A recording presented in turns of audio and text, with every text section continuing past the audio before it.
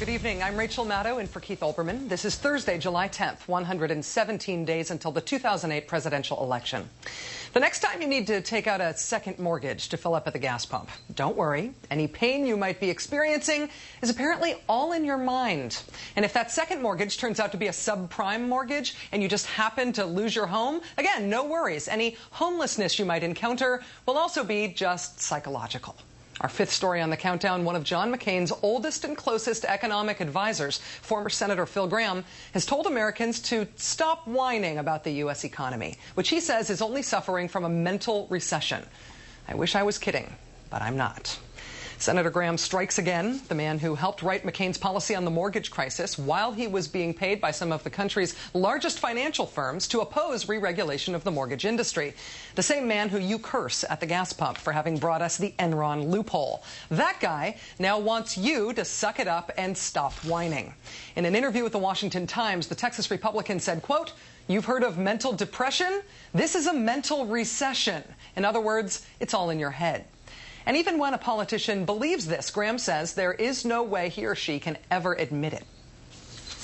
But no politician can talk about, well, things are not as bad as you think, because that sounds like they don't care. And yet you just hear this constant whining, complaining about our loss of our competitiveness, America in decline. We've never been more dominant. We've never had more natural advantages than we have today. We've sort of become a nation of whiners. Senator McCain responded today that Phil Gramm does not speak for him, even if he does write some of his economic policy. I don't agree with Senator Gramm. I believe that the person here in Michigan that just lost his job isn't suffering from a mental recession. I believe the mother here in Michigan, around America, who is trying to get enough money to educate their children isn't whining. America is in great difficulty, and we are experiencing enormous economic challenges as well as others. Phil Gramm does not speak for me. I speak for me. So I strongly disagree. Senator McCain also tried to joke away a question about how significant Gramm was in forming his economic plan and whether Gramm could be Secretary of the Treasury in a McCain administration.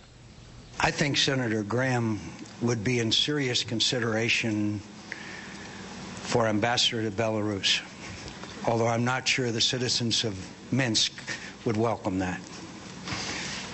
Go ahead in the back. You know, I can never get anybody to laugh at my Belarus jokes either. No laughs for McCain there. And we're still waiting for him to answer the question about how much of his economic plan was written by Phil Gramm. The Democrat in the race adopted a light tone in going after McCain for his economic advisor's comments. A nation of whiners. Now, this comes after Senator McCain recently admitted that his energy proposals, for the gas tax holiday and the drilling, will have mainly, quote, psychological benefits.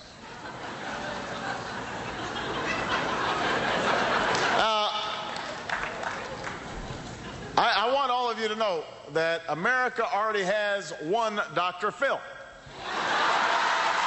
We don't need another one when it comes to the economy.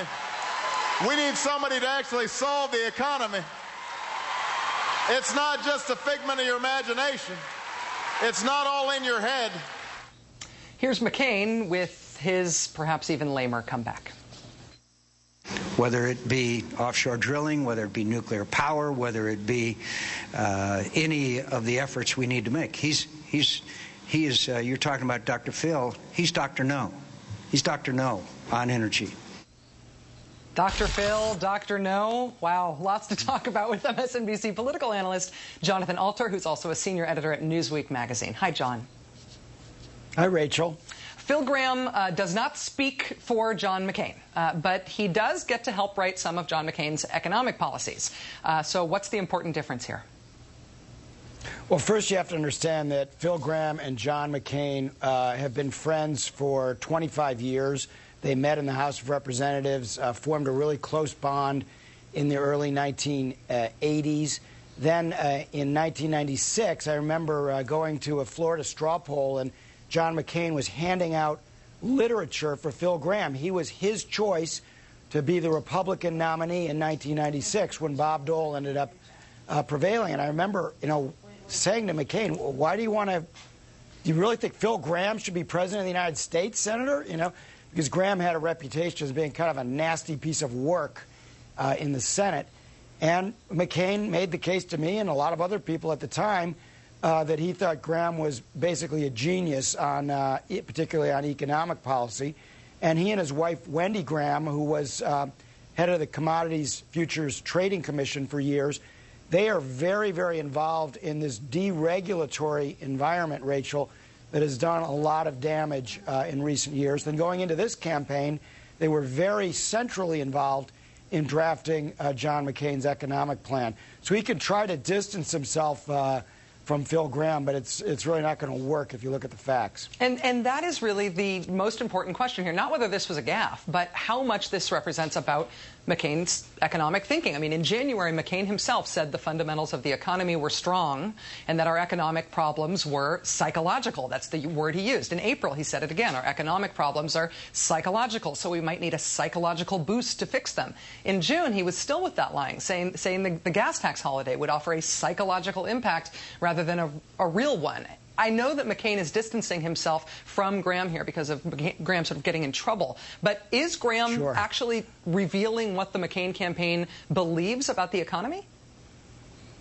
Well, I think you could take John McCain at his word that he feels your pain if you're hurting in this economy. But the problem is really an ideological one.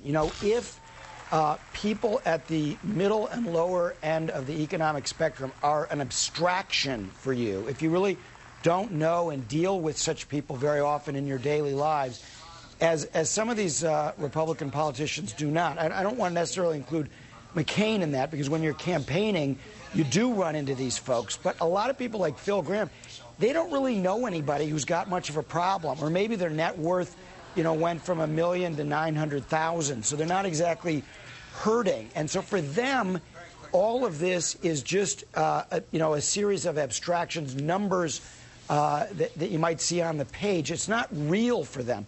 So it's easy for them to take refuge in their supply-side economics and to just kind of write all of us off, write all the people who are suffering off as a bunch of whiners, as he said.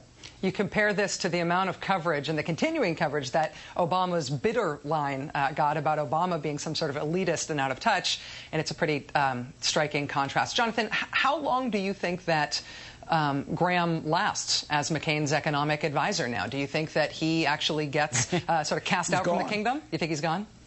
That happened today. It was Phil who? You could see that it took, to use the top cliche of the season, he threw Gramm under the bus in about 5 seconds. So you're not going to be hearing much about Phil Gramm anymore, but it will be interesting to see whether McCain does get, tagged with not really being very sensitive to some of the hurt that's out there right now.